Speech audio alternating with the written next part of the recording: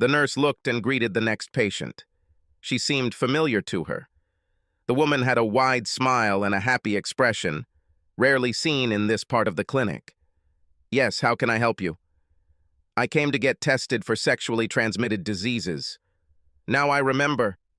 Didn't you take the same test last week?" I handed it over.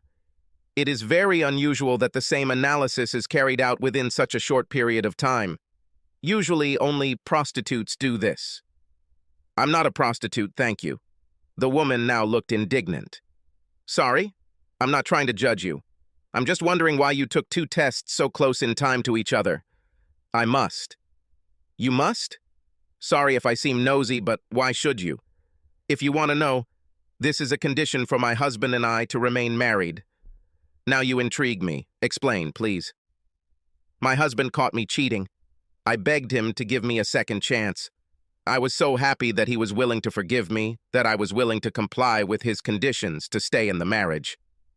"So you were tested twice for sexually transmitted diseases, and then everything was fine?" The woman began to lose her temper. "No. I get tested every 2 weeks. I get tested here on Mondays. I will show him the test results on Friday. We make love all weekend and—" "All weekend? Literally?" "Well, after dinner on Friday night, we do this for at least 4 hours. Saturday morning starts with me satisfying him. We spend the morning doing household chores. At noon, we have quick sex in some new place in the house, or in the car, or in the barn. After lunch, more housework or shopping. On Saturday night, we go out to dinner and then come home and have sex for another 4 hours. On Sunday morning, I again care about satisfying my husband. We go to church and then socialize with friends or neighbors. On Sunday evening, we snuggle up and watch a movie together. During the week and the following weekend, we have sex if we want, but it has to be spontaneous. The cycle starts again with testing, no sex for a week, results on Friday, and so on. And this arrangement suits you? Yes.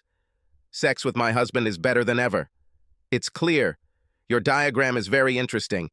Has this stopped you from being attracted to other men?" The woman was silent for a while. "Do we have a confidentiality agreement between the doctor and the patient?" "Between nurse and patient. This is the same as between a doctor and a patient." "My attraction to other men has not stopped. My dates have become quite regular. I have to get tested every 2 weeks for my husband. For myself, I get checked every week. If I am diagnosed with an STD, I can be cured before the next test. Then I wait as long as possible for the antibiotics to take effect and pay extra for the rapid test. This looks like a dangerous game." "It is.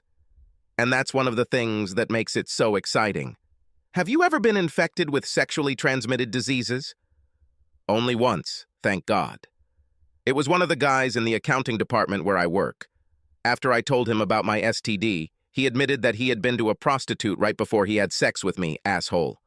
I told him he should tell his wife. But he said no because he hadn't had sex with her since he went to a prostitute and went to therapy. She had some problems with her vagina, and they could not have sex at this time. He got lucky. Well, luck doesn't always accompany— Huh? I mean, having sex indiscriminately is like playing Russian roulette with an STD bullet in a gun. Well, I don't intend to do this forever. I plan to have children in a couple of years.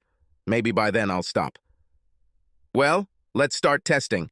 The nurse wiped the patient's hand, inserted a needle and filled a test tube, pulled out the needle and glued a small cotton ball. After work, the nurse returned home. "Hi, how was your day? Are there any more needles left to stick in someone's arm? Will you never leave my work alone?" "Well, something interesting happened today. Remember when I had a vaginal infection and you had to stay late at your accounting job a couple of times? Subscribe to our channel so that your second chaff doesn't cheat on you, and go ahead and listen to the next story, because this story is nothing compared to the next one. If you're under 18, don't even think about listening to the next one.